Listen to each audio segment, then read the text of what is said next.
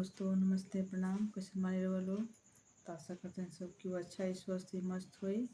तो चलिए रोज सबने के एगो हम स्वाहा गीत सुनाओ जाता नहीं बहुत ही अच्छा जवाब बा। और गीत सुने लोग प्यार दुलार आशीर्वाद दे मर बुलाए लोग और कमेंट बॉक्स में जरूर बताएं लोग कि गाना रोज सुन के कैसा लगा। चलिए सुनाओ तो। स्वाहा स्वाहा गूंजे जयकार हो जहाँ होला हमनिया। स्वाहा स्वाहा गूंजे जयकार हो जहाँ होला हमनिया।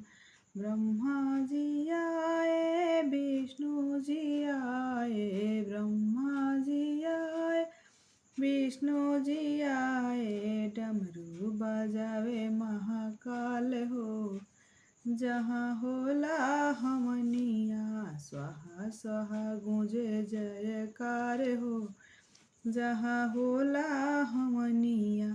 राम जी आए लक्ष्मण जी आए राम जी आए लक्ष्मण जी आए नारद बजावे करताल हो जहाँ होला हमनिया। स्वाहा स्वाहा गूंजे जयकार हो जहाँ होला हमनिया। कान्हा जी आए बलदाऊ जी आए कान्हा जी आए दाऊ जी आए मूषक सवार हो जहाँ होला हमनिया।